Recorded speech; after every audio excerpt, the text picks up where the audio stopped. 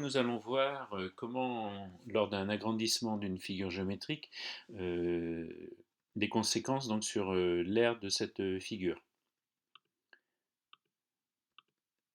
Alors, on va partir d'un exemple tout simplement. Donc là, on a un premier carré dont le côté fait 3 cm. J'agrandis ce carré et j'obtiens maintenant un carré, donc je vais l'agrandir deux fois, et donc je vais obtenir un côté de 6 cm. Donc le coefficient d'agrandissement, en fait, c'est la longueur du côté final sur la longueur du côté initial. Donc c'est 6 le côté du carré agrandi divisé par 3 le côté du carré initial, ce qui me donne bien un coefficient de 2. Alors regardons ce qui se passe pour l'aire de ces deux carrés pour les comparer. Donc l'aire, je rappelle que l'aire du carré c'est le côté au carré, hein, puissance 2. Donc pour le premier carré, 3 au carré, ça fait 9 cm². Et pour le second, 6 fois 6, ou 6 au carré, ça fait 36 cm². On va donc comparer ces aires, c'est-à-dire on va faire le rapport des deux valeurs, des deux surfaces. Donc 36 divisé par 9, ça fait 4. Donc première conclusion sur cet exemple, si on multiplie le côté du carré par 2, alors son aire est multipliée par 4. Alors, un deuxième exemple, on va encore comparer des carrés. Donc, mon premier carré a un côté oui, de 1 cm. Et le deuxième, on a agrandi donc par un coefficient égal à 5, un agrandissement de 5 fois.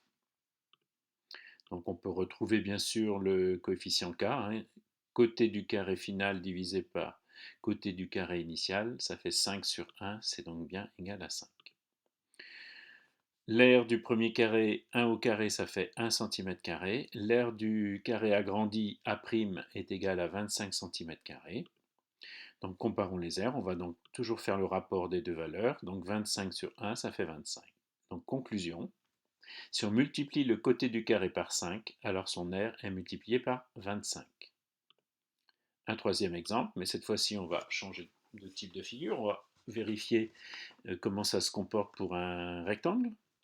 Donc mon premier rectangle a une longueur de 4 cm et une largeur de 2 cm. On va cette fois-ci prendre un coefficient d'agrandissement de 1,5, c'est-à-dire que je vais agrandir les dimensions, je vais les multiplier par 1,5. Donc la longueur du rectangle arrondi est de 6 cm et sa largeur cette fois-ci est de 3 cm. Effectivement, on va retrouver donc le coefficient d'agrandissement. Un longueur finale sur longueur initiale, ça fait donc 6 divisé par 4. On pourrait faire bien sûr le même raisonnement pour les largeurs. Hein. Largeur finale sur largeur initiale, 3,5. Et dans les deux cas, c'est le cas de le dire, k est égal à 1,5. Maintenant, vérifions pour les aires, qu'est-ce qui se passe. Donc l'aire initiale, c'est égal à longueur fois largeur, ça veut dire 4 fois 2, ça fait 8 cm². L'aire finale A' est égal à longueur fois largeur, c'est-à-dire 6 fois 3 est égal à 18 cm².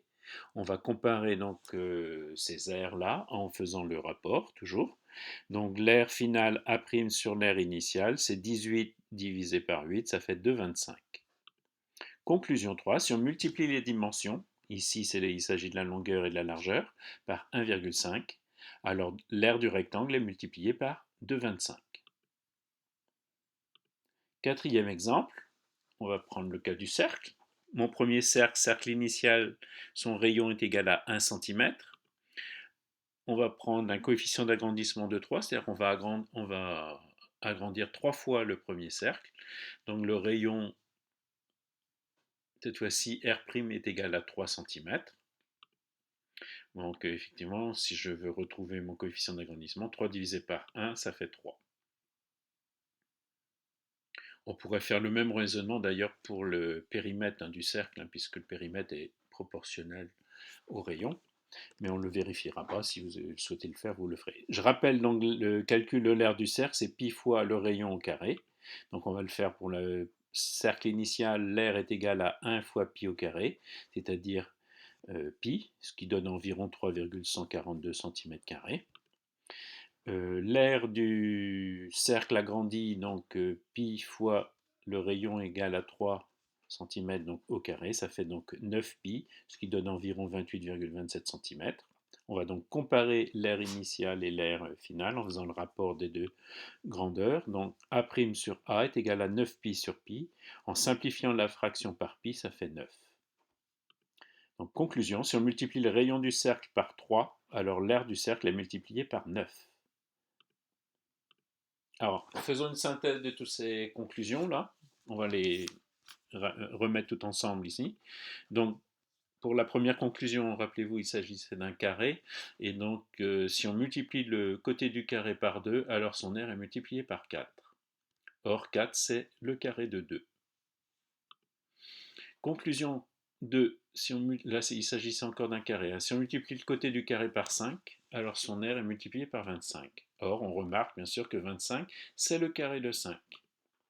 Même raisonnement pour le rectangle, hein, rappelez-vous, on avait augmenté les dimensions par le coefficient 1,5 et on avait remarqué que l'aire du rectangle, dans ce cas, était multipliée par 2,25. Or, 2,25, c'est le carré de 1,5. Pour le cercle, si on multiplie le rayon du cercle par 3, on a bien vu que son aire était multipliée par 9. Or, 9, c'est le carré de 3.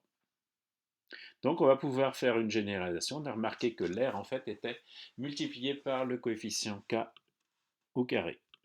Donc rappel, agrandir une figure géométrique d'un coefficient k, c'est multiplier ses dimensions. Alors si c'est un carré, c'est le côté. Si c'est un rectangle, les dimensions sont la longueur et la largeur.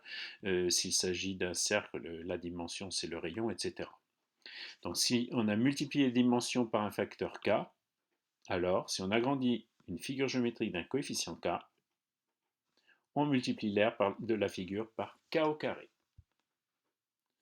Hein, je reviens, si donc on a multiplié les dimensions d'une figure par 5, et ben l'aire sera multipliée par 25. Voilà, nous avons terminé cette petite leçon.